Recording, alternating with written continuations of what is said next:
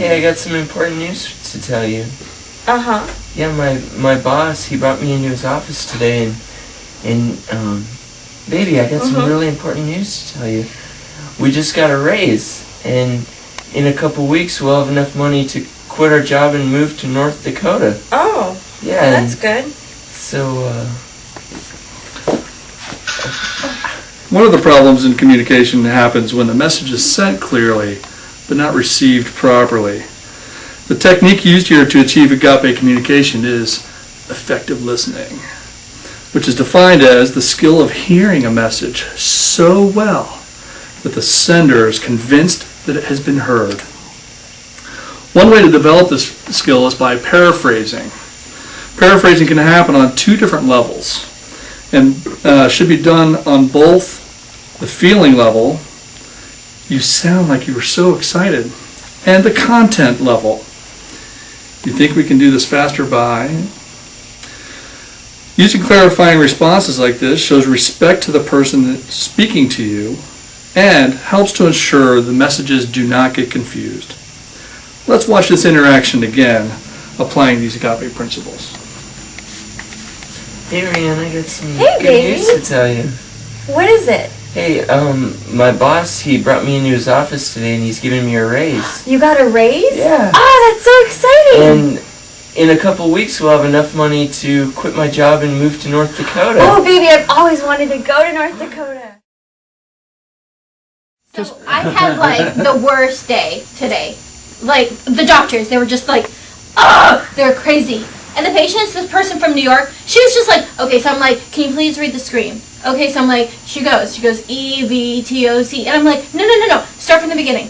Oh, it was just insane. And then the doctor walked in the middle, and I was not ready, and I was just, oh my goodness, it was just terrible. Another problem in communication happens when the message sender is sending a confused message. The technique used here to achieve Agape communications is direct messages. A message that truthfully and simply communicates the message that the sender intends to send. Rule number 1, never assume that the person knows what you are thinking. When in question, use questions to clarify that your listener understands what you're talking about. Rule number 2, when delivering messages with intense emotional content, use the message organizer technique, which includes part 1. Describe the circumstances around your feelings. Part 2, identify and state where your feelings are. And then part 3, express your desired outcome.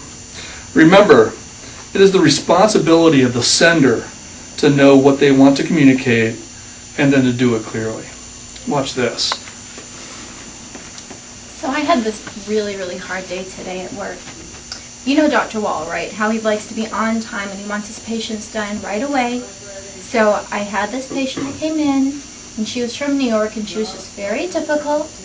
And so she took her time reading the chart, and she just couldn't see it.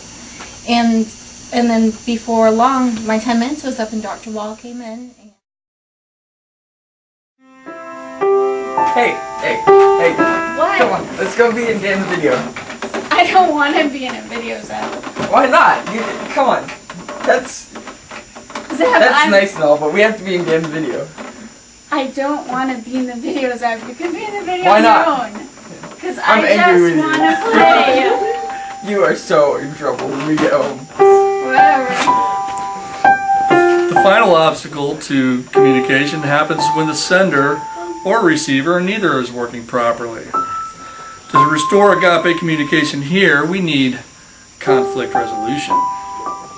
Conflict resolution allows us to sort things out by both parties having an intense, different feeling about something. In these cases, we use Agape conflict resolution approach. Step 1, commit to Agape and truth in finding the answer. Come to a covenant agreement that you will agree. Step 2, collaboratively, together, define what the problem is. Step 3, identify all the possible ways to approach the solution. Step 4, evaluate positives and negatives of each possible solution. Step 5, meditate and pray about the solutions. Then finally, step 6, choose a solution, put it into action, and follow up to evaluate whether that solution worked or not. Resolving conflict requires a strong commitment to Agape and to each other. Now watch this. Hey buddy, how you doing? Okay. Well, I've come to talk to you about Dan's video. How about you? Sounds like you're playing a nice piano piece. Something I'm working on. Yeah? Hey, so how about we go help Dan out right now, and then we can come back and play piano later. He really needs our help. For doing what? What's it? He has this video that he has to do for his class, and I thought it would be really nice if we can help him since we're not really doing anything. Well, at least you can come back to this if you want. I don't know. It seems kind of hard. Yeah, do you want to pray about it? We can pray about it first if you want. Sure. Yeah? You would like that? Alright, here, let me hold your hand. God, we need some help right now because we're not sure if we should be helping Dan out with his video. But God's in this fight, you can like it or not. So rip the knob off the volume when you give it a shot. Raise your hands as the slam starts to stick in the plot. Open your eyes with the lies of the enemy's lie. So run like the wind from the sin of your past. Keep your eyes on the prize when they put you on blast. It's the Christ of the cross, it's humanity's shot. It's a worldwide call to everything that we're not.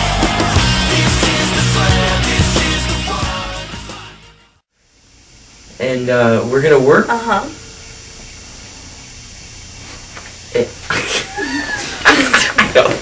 I'm not good at that. You were doing great, baby. Okay, one more try.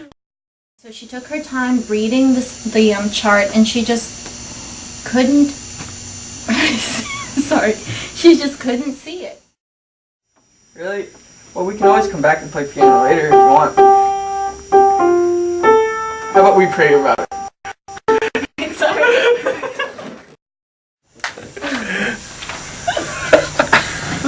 I can if you want.